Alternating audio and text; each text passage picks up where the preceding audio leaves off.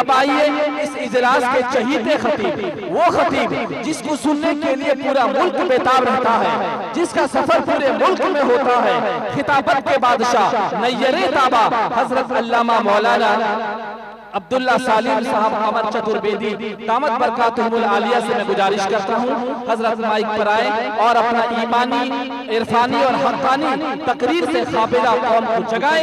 हजरत का मैं इस्तक़बाल करता हूँ इस शेर के साथ, अज़्म मोहकम खरीद सकता हूँ, अज़्म मोहकम खरीद सकता हूँ, कौम का गम खरीद सकता हूँ, एक पैसे पे मुस्तफ़ा लिखकर सारा आलम खरीद सकता हूँ।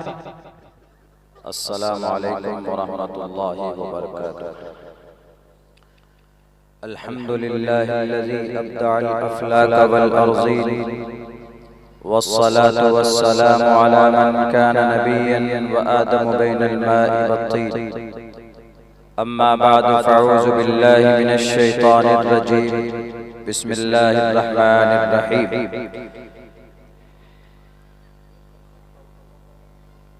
लक़द कान लकुम फ़ी रसूलिल्लाहि उस्वतुन हसनह।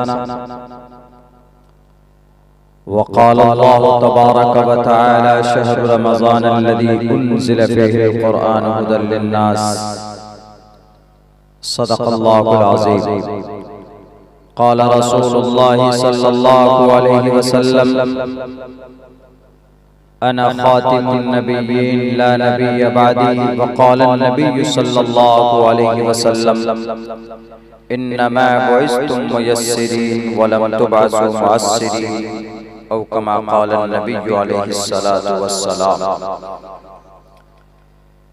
All compliments, all physical prayer, all monetary worship are for Allah. Peace be upon you, O Prophet. Allah's mercy and blessings. Peace be upon us and righteous slaves of Allah subhanahu wa ta'ala. I bear witness that no one is worthy except of Allah subhanahu wa ta'ala. In the name of Allah, the most gracious, the most merciful. My Lord, expand me my breast is my task for me. Remove the impediment from my speech so they may understand what I say. यथा वायुं समाश्रिते सर्वजीवन्ते जन्तवः तथा ग्रस्तामावर्तते इतारा शरामा। रुद्रवो गिरीवा अश्रैत पिशाच अव ब्रह्माद्विषो जहीतुवं तूर्यतरुष्यतः सत्यं विभाजने। बहुनाम जन्मनामन्ते ज्ञानवान् मां प्रपद्यते वासुदेवः सर्वमिति समः आत्मा सुदुर्लभः।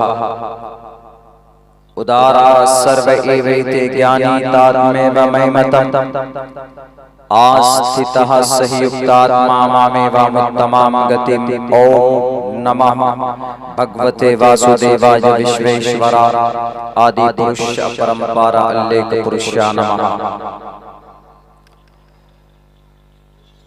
जनाब सदर जलसा, मोहतरम उलमाए किराम और इस जलसे सीरतुन नबी की निस्बत पर जमा होने वाले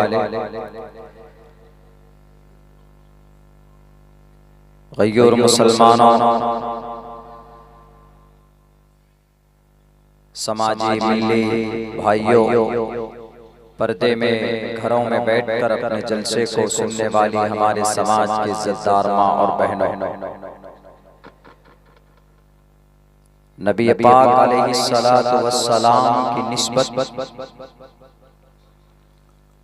बहुत बड़ी चीज है। जनाबे मोहम्मद रसूलुल्लाह सल्लल्लाहु अलैहि वसल्लम की सीरत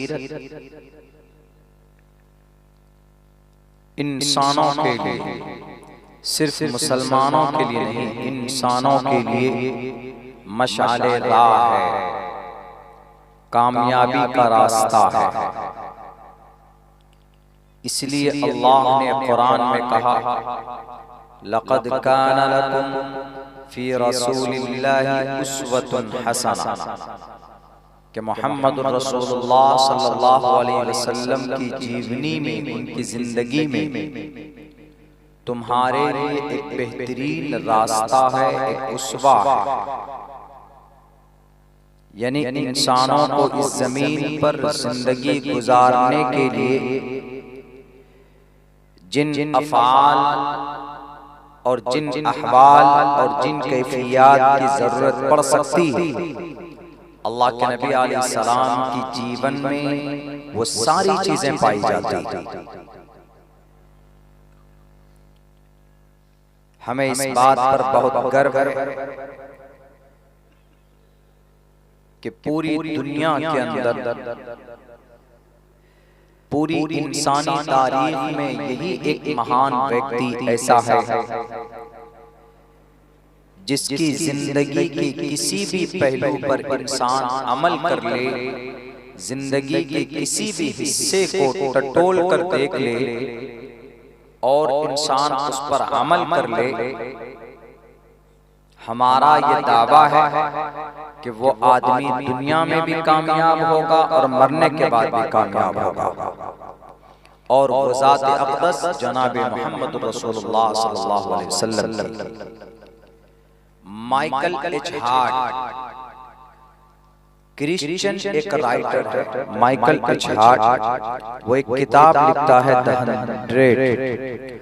उस किताब द 100 का मतलब 100 है, और उन 100 उस किताब में वो 100 लोगों की जीवनी को लिखा हुआ है, उनकी जिंदगी के बारे में, उनकी जो भी कुछ कैफियत है उन सब को उन्होंने रकम किया, लिखा है। आखिर में जनाब मोहम्मद रसूलुल्लाह सल्लल्लाहु अलैहि वसल्लम के ताल्लुक से लिखा, और उन्होंने प्रीफेस में नोट एक वहां पर लिखा है। उस नोट में ये कहा है कि इन 100 लोगों में, यानी जितने भी आदमी हैं 100 हैं, इनमें कोई बहादुर है, कोई आदिल है, कोई बहुत अलग अलग सिफत के मालिक हैं, उन सब के कमाल को लिखा है, फन को लिखा है, खूबियों को लिखा है, किसी की बचपन को लिखा है, किसी की जवानी को लिखा है, किसी के बुढ़ापे को लिखा है, किसी की पूरी बादशाहत को लिखा है, किसी जालिम बादशाह का भी उनकी कुछ अच्छी चीजें उन्होंने लिखी है। तो आखिर में वो ये कहता है कि इनमें एक ही व्यक्ति, एक ही पर्सन, एक आदमी ऐसा है कि जिसकी पूरी जीवनी में किसी भी हिस्से को अगर देखा जाए, काबिले अमल बनाया जाए, यानी पैदाइश से लेकर जवानी तक, पैदाइश से लेकर जवानी तक, और जवानी से लेकर बुढ़ापे तक, और बुढ़ापे से लेकर वफात तक, इन तीनों शोबों में अगर किसी की जिंदगी काबिले फॉलो है, यानी पूरी जीवनी जो 63 साल की जिंदगी है मोहम्मद रसूलुल्लाह सल्लल्लाहु अलैहि वसल्लम की, उन 63 साल जिंदगी में किसी भी पहलू को निकाल कर आदमी ये चाहे कि मैं आप अलैहिस्सलाम की जो 15 साल की उम्र की जीवनी है मैं उस पर अमल करना चाहता हूँ, तो वो 15 से 20 साल की जीवनी को उठा करके अगर देखेगा तो बहुत सारे ऐसे मैसेजेस मिलते हैं। हालांकि उस वक्त मोहम्मद रसूलुल्लाह नबी नहीं बने थे, उस वक्त रसूल नहीं बने थे, आपको नबूवत 40 साल की उम्र में दी गई। तो उन्होंने लिखा है कि अगर कोई भी आदमी किसी भी आप अलैहिस्सलाम की जिंदगी के किसी हिस्से पर अगर अमल कर ले तो वह इंसान कामयाब है। और इन 100 लोगों में एक ही व्यक्ति ऐसा है जिसकी पूरी जिंदगी को काबिले फॉलो बनाया जा सकता है, उस पर अमल किया जा सकता है, और वो एक ही व्यक्ति है, उसका नाम जनाब मोहम्मद रसूलुल्लाह सल्लल्लाहु अलैहि वसल्लम। कौन कह रहा है? एक क्रिश्चियन राइटर कह रहा है, चूंकि अल्लाह के नबी की जात ही ऐसी, आपने अपने दुश्मन दुश्मन को सीने से लगाया। आज तो हमारे सनातन धर्मी भाइयों के बीच में नफरत की ताल्लुक से मोहम्मद रसूलुल्लाह की जीवन को पेश करते हैं और कहते हैं कि नहीं, मोहम्मद अलैहिस्सलाम तो ऐसे थे, मोहम्मद अलैहिस्सलाम ने ये कारनामा अंजाम दिया, आप तो बड़े लड़ने वाले थे, आप तलवार वाले थे, आपने 11 शादी की, आपने छोटी बच्ची से शादी की, अम्मा आयशा से 9 साल की उम्र में पत्नी बनाया, उनको क्या जरूरत थी? तो ये नफरत की बात। ऐसा नहीं है, आप अलैहिस्सलाम के ताल्लुक से पुराणों के अंदर भी अच्छी बातें बताई गई। जगतपति असिनाश दूदमन अट्ठेश्वर्य गुणन्वितः अंशवत्ता सत्पतिर्मामहे मेघावा चैतिष्ठो असुरो मघोणा त्रिविष्णो अग्निदशाभि सहस्त्रार वैश्वानरः। नशीली पदार्थ को रोकने वाला अंतिम महर्षि होगा, मोहम्मद होगा। लोगों को इंसाफ दिलाने वाला मोहम्मद होगा। इंसाफ की आवाज बुलंद करने वाला मोहम्मद होगा, अहमद होगा। उसकी जिंदगी को अगर कोई अमल करेगा उसकी जिंदगी पर तो उसको मुक्ति मिलेगी। अहमदी पृष्ठति मेगा मर्दस जगरम ब्रह्म सूर्य बाजानी। और वो जो उनको गुण प्राप्त होगा और उनको जो नॉलेज दिया जाएगा, उनको जो सिस्टम और संविधान दिया जाएगा, वो संविधान पूरी दुनिया को रोशन करेगी। और वो संविधान क्या है? वो कुरान करीम है, कुरान पाक। ये बात कही गई। ये तो सिर्फ जहालत की वजह से, नाखानदगी की वजह से इल्जाम लगते क्या रे मोहम्मद अलैहिस्सलाम ने 13 साल 9 साल की उम्र में अम्मा आयशा को बीवी कैसे बना लिया? और माइकल एच हार्ट तो झूठ बोलता है। माइकल एच हार्ट को पता ही नहीं कि मोहम्मद जब एक 9 साल की बच्ची को बीवी बना सकता है तो इसका मतलब मोहम्मद अलैहिस्सलाम बेटियों पर जुल्म करता है। अलायाज़ बिल्लाह, ऐसा नहीं हो सकता। जहालत पर मबनी है। आप अलैहिस्सलाम ने 9 साल की उम्र में अम्मा आयशा को बीवी बनाया है, ये शक बिल्कुल सही है। लेकिन अम्मा आयशा उस वक्त में बड़ी थी, जवान थी, यानी बालिगा हो चुकी थी, जो कि अरब में 1449 साल पहले की ये बात है कि आप अलैहिस्सलाम के उस माहौल में, उस वक्त में गर्म आब हवा की वजह से उस उम्र में बच्चियां बालिगा हो जाती थी। तो जब उस उम्र में बच्ची बालिग हो गई है तो बालिग जब बच्ची हो जाए तो उसके अंदर कोई प्रॉब्लम नहीं है, वो शादी कर सकते, ब्याह कर सकते। तो मैं अपने हिंदू भाइयों से भी कहूंगा कि आपके बीच में जो नफरत की बात कही जाती है जनाब मोहम्मद रसूलुल्लाह के ताल्लुक से, ये जिहालत पर मबनी है। वरना यही महाभारत में एक मंत्र है, उसमें लिखा है त्रिशदशो दश वर्षा भार गोविंदे निनग्निकाम एकविंशति वर्षा वा 17 वर्षा वाप्नुयात्। 30 बरस का लड़का 10 बरस की लड़की से विवाह कर सकता, 21 बरस का लड़का 7 बरस की लड़की से विवाह कर सकता। ये बहुत 3000 साल पहले की बात है, 3000 साल पहले। अब अगर कोई मुसलमान इसको लेकर बैठ जाए कि अरे महाभारत में तो ऐसा है, देखो 7 बरस की लड़की से 21 बरस का लड़का विवाह कर सकता है, खामखा इसको मुद्दा बना रहे कि नहीं महाभारत में लिखा है, जरूरत ही नहीं। अब से 3000 साल पहले क्या हुआ, 4000 साल पहले क्या हुआ, उसको कुरेद कर लाकर अभी कोई फैसला तय करना बेवकूफी है। बल्कि अब से 200 साल पहले की तारीख सामने लाकर के अगर हम अभी झगड़ा करेंगे, लड़ेंगे तो बेवकूफी है। जनाब मोहम्मद रसूलुल्लाह जुल्म तो दूर की बात, अरे आपने जानी दुश्मन को भी माफ कर दिया, आपके चचा के जिस्म के टुकड़े करने वाले वैशी को भी आपने गले से लगाया और उसको कलमा पढ़ाया और आपने उसको माफ कर दिया। मोहम्मद पर तो ये इल्जाम गलत लगते हैं ना। आप अलैहिस्सलातु वस्सलाम तो वो थे जिन्होंने ये कहा अल मुस्लिमु मन सलिमल मुस्लिमून मिन लिसानी व यदी, मुसलमान वो है जिसकी जुबान से, उसके हाथ से, उसके पैर से लोगों को तकलीफ नहीं पहुंचनी चाहिए। लोगों में कोई भी हो सकता। हदीस में तो वजाहत है मुस्लिम, लेकिन और दूसरी हदीस में इशारा मिलता है कि मुसलमान वही है जिसके हाथ से, जुबान से, पैर से किसी इंसान को, किसी आदम की औलाद को तकलीफ नहीं पहुंचनी चाहिए। मुसलमान उसी को बोलते हैं। और दूसरी हदीस में अल्लाह के नबी की वजाहत है कि ला यदखुलुल जन्नत मन ला यअमनु जारुहु बवाइक़हु, वो आदमी जन्नत में नहीं जाएगा जिसके पड़ोसी को उसने जुल्म दिया, जुल्म किया पड़ोसी को। पड़ोसी हिंदू हो कि मुसलमान हो, कोई भी जुल्म नहीं कर सकते उसके ऊपर। अगर कोई मुसलमान कहेगा कि नहीं हिंदू तो भारत के अंदर मुसलमानों से नफरत करते हैं, तो ये गलत बात। मिलजुल कर रहते, कौन कहता है कि नफरत करते हैं? कुछ नफरती चिंटू है, उसका शुमार नहीं है। वरना आज भी पुरानी तहजीब पूरे भारत के अंदर मशहूर है, आज भी। इसलिए इस तरह की बातें लोगों के सामने पेश करना बिल्कुल बिल्कुल गलत। अल्लाह के नबी अलैहि सलाम ने फरमाया ला यदखुलुल जन्नत मन ला यअमनु जारुहु बवाइक़। ऐ मुसलमान, अगर तुम्हारे पड़ोस में कोई यादव सिंह का नाम है, कोई विजय सिंह का नाम है, या कोई कुमार नामी आदमी है, तो तुम उसको तकलीफ नहीं दे सकते धर्म के नाम पर। अगर तुमने तकलीफ दी उसको, तो सुन लो, तुम अपने अमल की बुनियाद पर जन्नत नहीं जा सकते। इसीलिए अल्लाह के नबी की सिफत को बयान करते हुए शास्त्रों में लिखा है अष्टो गुनाह पुरुषम दीपयन्ति। ऐसे पुरुष थे कि जिनसे चिराग, जिनके अमल से रोशनी फैलती थी।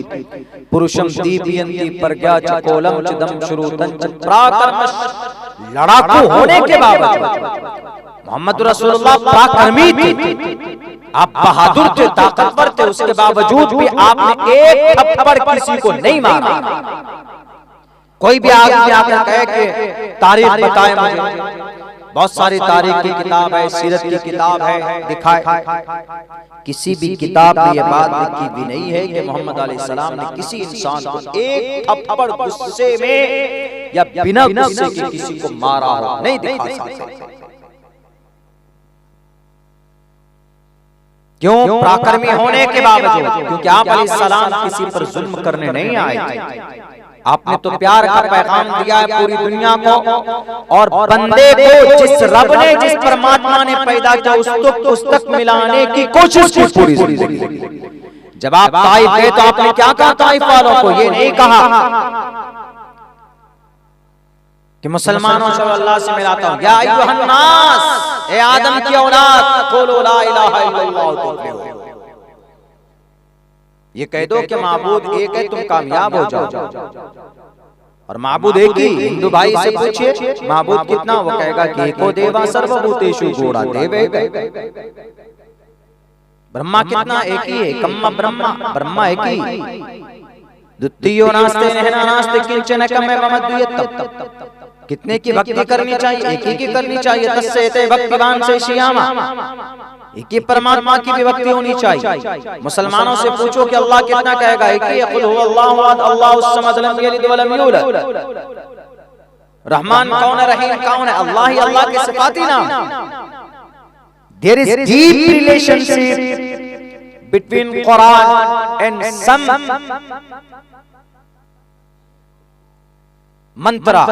कुछ मंत्र में और कुरान करीम की आयत में रिलेशन है माने के एतबार से। तो इसीलिए अल्लाह के नबी अलैहिस्सलाम ने इस आधार पे कहा था या अय्युहन नास क़ुलू ला इलाहा इल्लल्लाह तुफ्लिहू। माबूद तुम्हारा भी एक ही, हमारा भी एक ही। जब तुम्हारा भी माबूद एक, हमारा भी एक माबूद है, तो उस एक माबूद ही की इबादत करो, किसी और की मत करो। और अल्हम्दुलिल्लाह मुसलमान आज उस पर अटल है, कायम। मुसलमान किसी दूसरे अल्लाह की इबादत नहीं कर सकता, वो मुसलमान ही नहीं रहेगा। नमाज पढ़ेगा अल्लाह के लिए, रोजा रखेगा अल्लाह के लिए। कल से रोजा है। कुतिबा अलैकुमुस सियाम कमा कुतिबा अलल लदीन मिन क़ब्लिकुम लअल्लकुम तत्तक़ून। 30 रोजे फर्ज किए गए मुसलमानों पर, कुरान का ऑर्डर। मुसलमान नमाज पढ़ता अल्लाह के लिए, रोजा रखता है अल्लाह के लिए, ज़कात देता है अल्लाह के लिए, हज करता है अल्लाह के लिए, किसी और के लिए नहीं। जायज ही नहीं है, कुरान ने मना कर दिया। वअबुदू रब्बकुम, अपने रब की इबादत। मुस्लिम He is a disbeliever, he is a pagan, he is a मुशरिक। मुशरिक हो जाए, शिर्क करने वाला। तो इसीलिए अल्लाह के नबी अलैहिस्सलाम ने सबको, इंसानों को पैगाम दिया कि इंसानों क़ुलू ला इलाहा इल्लल्लाह तुफ्लिहू। अल्लाह को एक मान लो, ईश्वर को एक मान लो, बस इसमें तुम्हारी कामयाबी। उस एक ईश्वर की भक्ति करो, उस एक ईश्वर की पूजा करो, उस एक ईश्वर की बात मानो। ईश्वर की बात नहीं मानोगे तो शास्त्रों में लिखा है अब ब्रह्माद्वीशोजहि तुवम तूर्य तरुष्यतः। अब ब्रह्माद्वीश, जो कोई ब्रह्मा का द्वेष होता है, द्वेष मतलब दुश्मन, नास्तिक, जो कोई ब्रह्मा को नहीं मानता, परमात्मा को नहीं मानता है, द्वेषोजहि, खत्म कर दो उसको, निकाल दो माशरे समाज से। क्यों? जो परमात्मा का नहीं हुआ तो वह इंसान का नहीं हो सकता। यही पैगाम जनाब मोहम्मद रसूलुल्लाह सल्लल्लाहु अलैहि वसल्लम ने दिया है। 1458 साल, 49 साल, बल्कि 59 साल पहले मोहम्मद रसूलुल्लाह को जो शरीयत दी गई, आपने यही पैगाम पूरी दुनिया को दिया। अगर कोई किसी को नहीं समझ में आती है बात तो पढ़े शास्त्र को,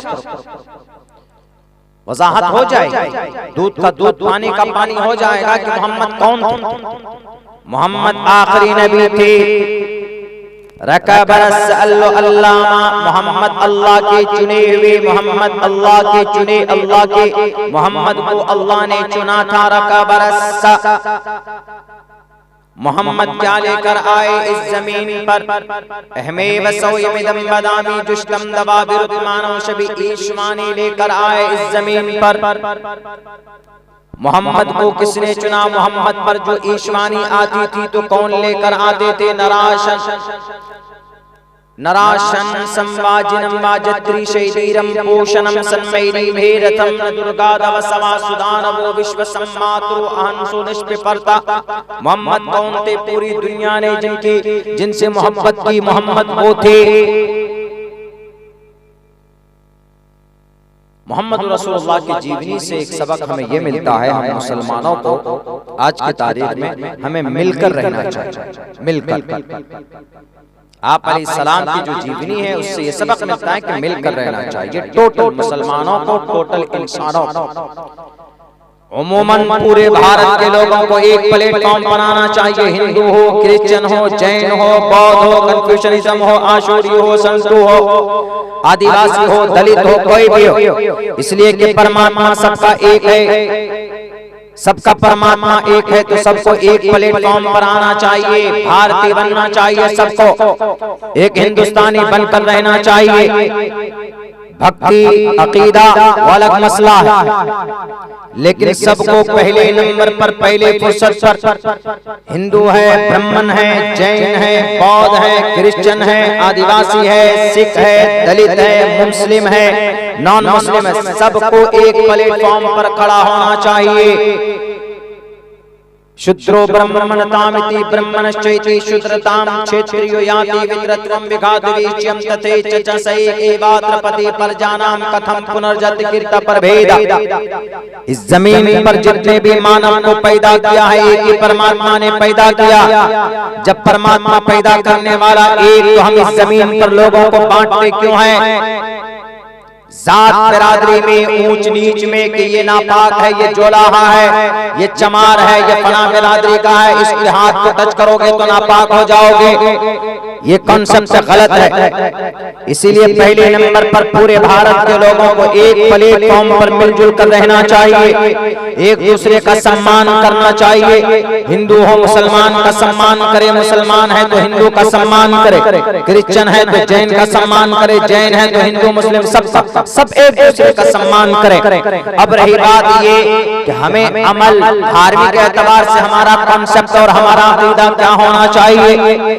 कुछ लोग ऐसे होते हैं कि जो लोग नमाज पढ़ते हैं, कुछ लोग ऐसे होते हैं कि जो लोग हनुमान चालीसा पढ़ते हैं, कुछ लोग ऐसे होते हैं कि जो चर्च में जाकर वो जीसस का नाम लेते हैं, कुछ लोग ऐसे होते हैं कि जो गुरुद्वारे में जाकर वो मूल मंत्र पढ़ते हैं, कुछ लोग ऐसे होते हैं जो जैनी होते हैं, वर्तमान महावीर जैन स्वामी को अपना परमात्मा मानते हैं, कुछ लोग ऐसे होते हैं जो गौतम बुद्ध सिद्धार्थ के ऊपर, अकीदे के ऊपर उनकी जीवनी गुजरती।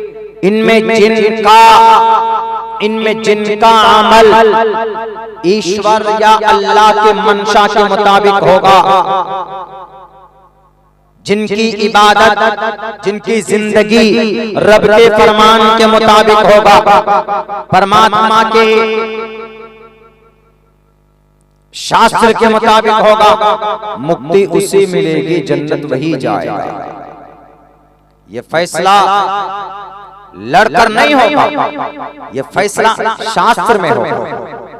शास्त्र में किसी भी मजहब को जानना है तो शास्त्र को पढ़ो, इस्लाम को जानना है तो कुरान हदीस को पढ़ो। अब्दुल्ला सालिम को या किसी आलिम को मत पढ़िए, किसी मुसलमान, क्योंकि मुसलमान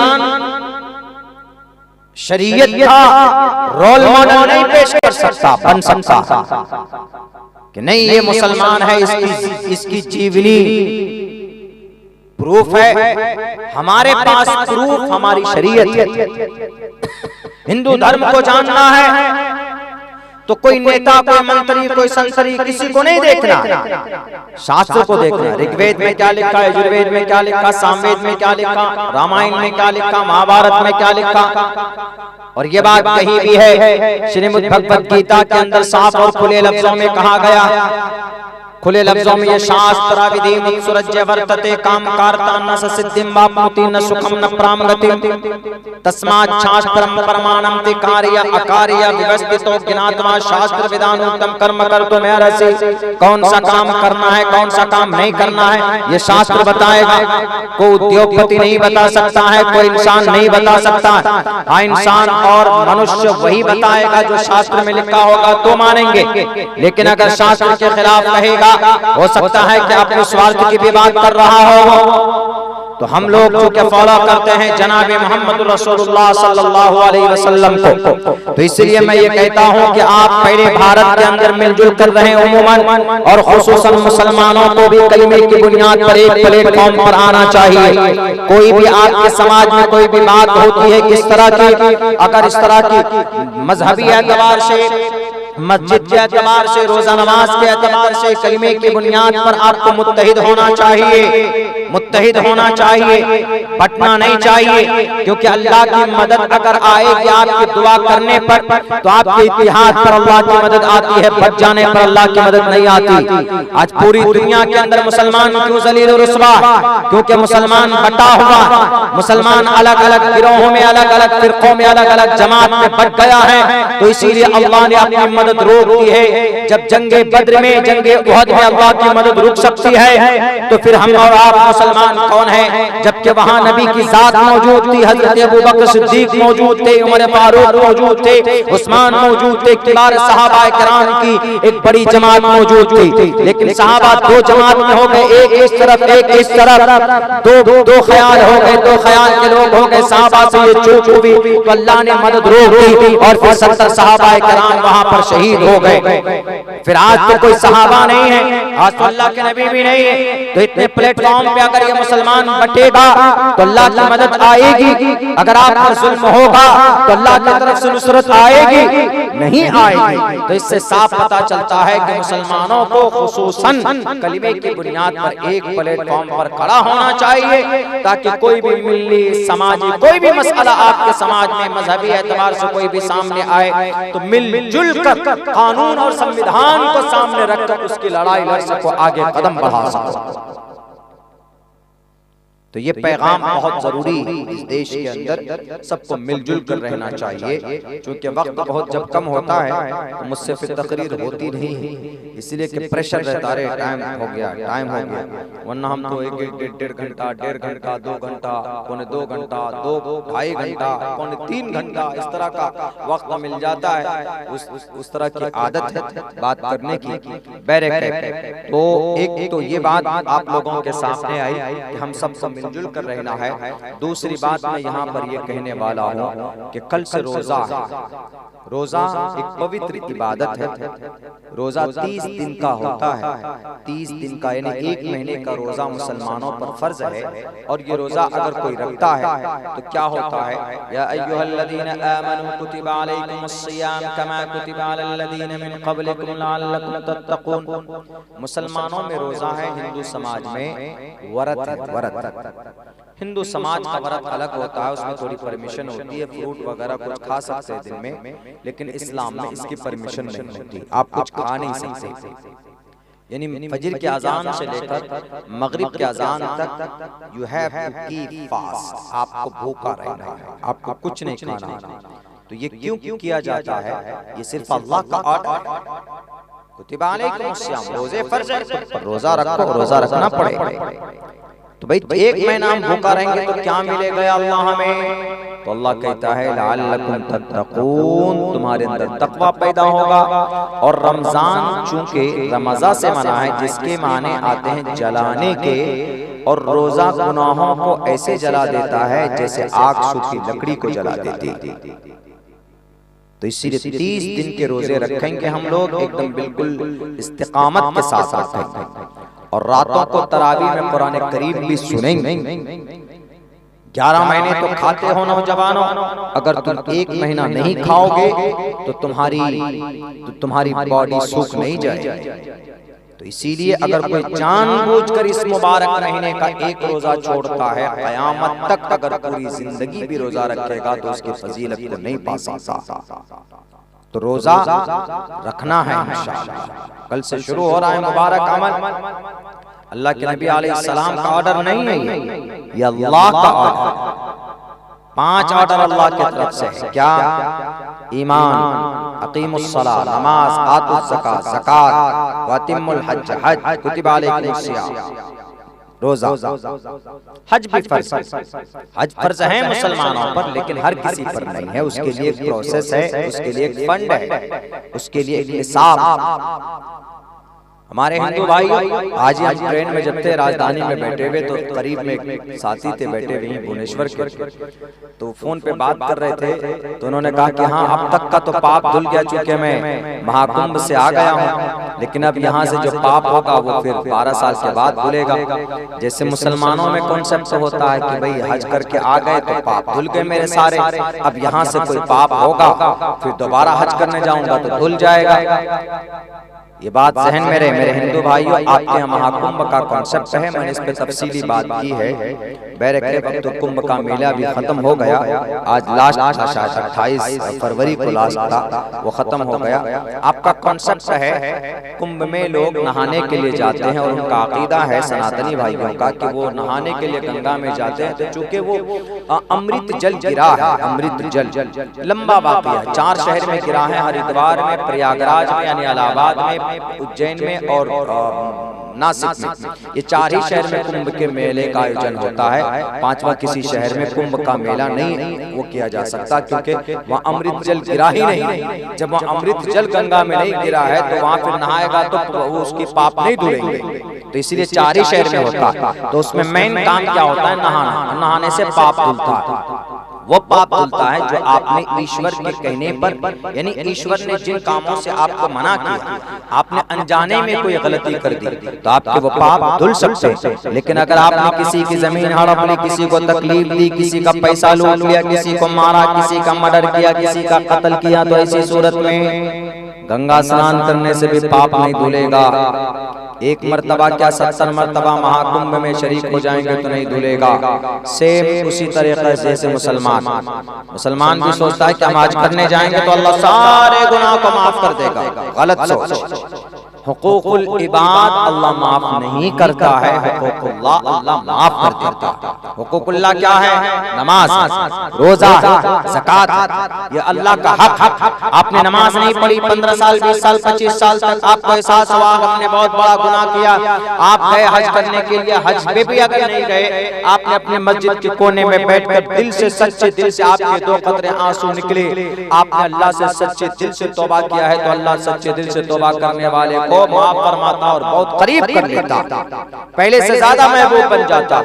तो अल्लाह का जो हक है अल्लाह माफ कर देता। मेरा हक था मैंने माफ कर दिया, लेकिन बंदे का हक, किसी से 10,000 रुपए लिए नहीं दिया, बेईमानी कर लिया,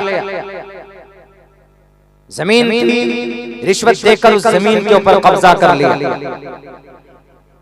किसी को मारा, किसी को पीटा, किसी को गलत केस में डालकर आपने जेल में डाल दिया, किसी को जुबान से तकलीफ दी, ये हुकूकुल इबाद और हुकूकुल इबाद अल्लाह माफ नहीं करता। पूरी जिंदगी में हर साल हज करने अगर चला जाए, काबतुल्लाह के खिलाफ को पकड़ पकड़ कर चीखेगा कि अल्लाह मैंने पनाह की जमीन हड़प ली है, अल्लाह मेरे इस गुनाह को तो माफ करे कर दे, अल्लाह माफ नहीं करेगा। पूरी जिंदगी जाए वहां पर नहीं माफ कर सकता अल्लाह। बंदे का हक अगर बंदा माफ कर दे उसको तो अल्लाह भी माफ कर देगा, वरना कल कयामत में कहेगा कि अल्लाह के सामने अल्लाह आप तो ताकतवर है, आप तो शहीन कदीर है, आप माफ कर दीजिए ना मुझे, उसने नहीं किया तो क्या हुआ, आप माफ कर दीजिए मुझे। तो अल्लाह कहेगा तो इधर ज़ाब्ता ही नहीं है, तुमने किसी और का माल हड़प किया, मैं माफ कर दूं, ऐसे कैसे होगा? तुमने जिसका लिया अगर वो माफ करे मेरी तरफ से माफी है। अब फिर कल कयामत में माफी करेगा, माफ करेगा वो जिसका हक लिया आपने नहीं करेगा, उसको तो नेकी की जरूरत है, कहेगा कि अल्लाह मैं माफ नहीं करूंगा, मुझे बदला चाहिए। और उस दिन कल कयामत में, आज यहाँ तो अदालतों को हम लोग खरीद लेते हैं, पुलिस वालों को खरीद लेते, अधिकारी को खरीद लेते, पैसों पर अपना बयान स्टेटमेंट पूरा केस बदलवा लेते हैं। लेकिन कल कयामत में रब्बे जुल जलाल के सामने में जब हाजिरी होगी, पूरा मजमा पूरी दुनिया हजरत आदम से लेकर कयामत तक तमाम इंसान जमा होंगे, वहाँ रब्बे जुल जलाल की कुर्सी लगेगी, रब्बे जुल जलाल चीफ जस्टिस होगा और रब कहेगा लिमनिल मुल्कुल यौम, ऐ दुनिया के बादशाह, दुनिया के बादशाह, दुनिया के जजों और दुनिया के मालिक को बताओ आज किसकी हुकूमत है, लिमनिल मुल्कुल यौम। पूरे मजमे में खामोशी, कोई नहीं बोलेगा, किसी की जुर्रत नहीं होगी, किसी की हिम्मत नहीं होगी, वहां तो सब परेशान होगा।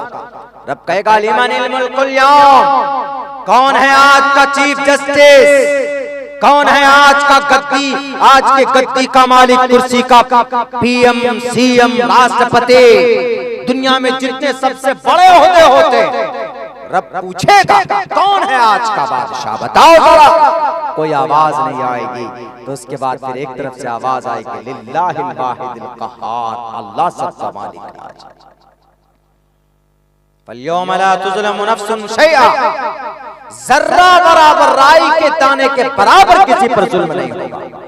यहाँ तो पैसा वाला फोन किया मिनिस्टर साहब ने वहां पर, कहा थाने में या अदालत में, अरे ये मेरा रिश्तेदार है देख लेना, पता चला अरेस्टिंग भी नहीं होती, या केस है तो केस भी खत्म हो जाता, फोन आया है वहां से, ऊपर से फोन आया है। लेकिन रब के पास फल्यौम ला तुज़लमु नफ्सुन शैआ, किसी की सिफारिश नहीं चलेगी, किसी पर राय के दाने के बराबर जुल्म नहीं होगा, एक एक पाए का हिसाब होगा। ला युगादिरु सगीरतन वला कबीरतन इल्ला अहसाहा व वजदू मा अमिलू हाजिरा, जो किया है पाएगा। युनः पिता जनिता युविधाता धामानि वैद्भुवनानि विश्वायु देवानां नामदायक एवं संप्रश्नम भुवनायन्त यर्या, तमाम दुनिया को मरकर अविक्तम विक्तिमापन्यम मन्यन्ति माम अबुद्धमा, परमात्मा के पास जाना है और इंसान को अपने करतूत का वहां पर हिसाब देना होगा, बच नहीं सकता कोई। रब ने निजाम बनाया है और वहां पर आदमी अगर किसी का हक लूटा होगा, जमीन मारा होगा, पैसे बेईमानी किए होंगे, तो हालांकि उसके पास नेकियां होंगी, उसको खड़ा किया जाएगा, उसकी नेकी उठा उठा कर दी जाएंगी, हकदार बाकी रहेंगे कि अल्लाह भी मेरा भी हक बाकी है, अरे इसके पास तो नेकी बचे नहीं, देगा कहां से, कोई बात नहीं, मेरे पास बहुत गुनाह, इसका गुनाह उठाकर उसको डालेगा, उसको घसीट कर जहन्नम में डाल देगा। तो ये चीज है मेरे भाइयों। तो इसीलिए बहुत मुबारक महीना आने वाला है, वक्त चूंकि काफी हो चुका है, तो इसीलिए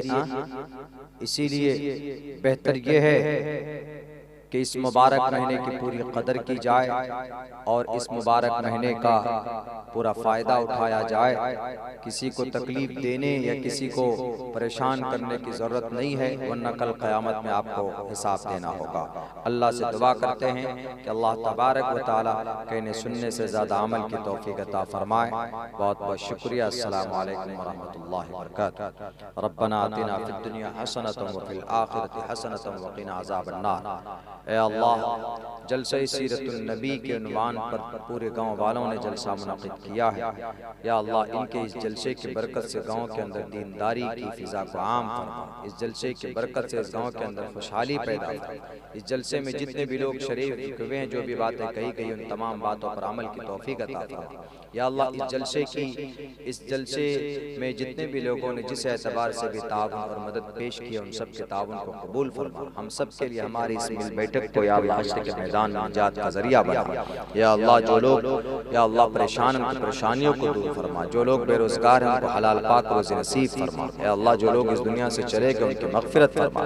या अल्लाह जो लोग बीमार उनको शिफ़ाए कामिला आजिला दाइमा मुस्तमिर्रा अता फरमा। या अल्लाह कल से मुबारक महीना शुरू हो रहा है, पूरे एहतराम के साथ इसके हुकूक को अदा करते हुए या अल्लाह इस पर अमल की तौफीक अता फरमा। या अल्लाह हमारी मुख्तसर से छोटी सी महफिल को जनाब मोहम्मद रसूलुल्लाह सल्लल्लाहु अलैहि वसल्लम के सदक़े तुफ़ैल में कबूल मंजूर फरमा। सल्लल्लाहु तबारक व तआला अला खैरि खल्क़ि मुहम्मद व आलिहि व सहाबिहि अजमईन व रहमतिका या अरहमर राहिमीन।